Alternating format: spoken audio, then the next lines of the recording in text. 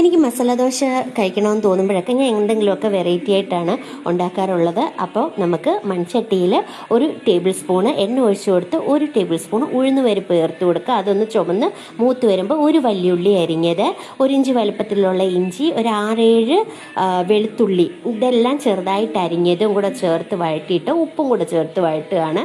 ഇനി ഇതിലേക്ക് ഞാൻ ചേർത്ത് കൊടുക്കാൻ പോകുന്നത് ഗ്രീൻ പീസാണ്. നിങ്ങൾക്ക് വൈറ്റ് പീസോ ചനയോ ഒക്കെ ചേർത്ത് കൊടുക്കാവുന്നതാണ്. ഞാനിത് 8 വിസിൽ വരുന്നിടം വരെയാണ് വേവിച്ചിരിക്കുന്നത്. ഇത് നല്ലപോലെ ഒന്ന് ഉടച്ചിട്ട് വേണം നമുക്കിതിൽ ചേർത്ത് കൊടുക്കാൻ. എന്നിട്ട് നമുക്ക് ഇതിലേക്ക് 1/2 ടീസ്പൂൺ മഞ്ഞൾപ്പൊടിയും കൂടെ ചേർത്ത് നല്ലപോലെ ഒന്ന് മിക്സ് ചെയ്യുക. ഇനി മല്ലിയില കുറച്ച് കൂടുതൽ ചേർത്ത് കൊടുക്കണം അരിഞ്ഞത്. എന്നിട്ട് നല്ലപോലെ ഇതൊന്ന് മിക്സ് ചെയ്യണം. ഇത് നല്ല കട്ടിയായിട്ടല്ല ഇരിക്കാൻ പാടുള്ളത്. ഞാൻ കുറച്ച് വെള്ളം ചേർത്ത് കൊടുത്ത് ഒന്ന് ചെറുതായിട്ടൊന്ന് ലൂസാക്കിയാണ് ഈ ഗ്രീൻ പീസ് മസാല ഉണ്ടാക്കുന്നത്.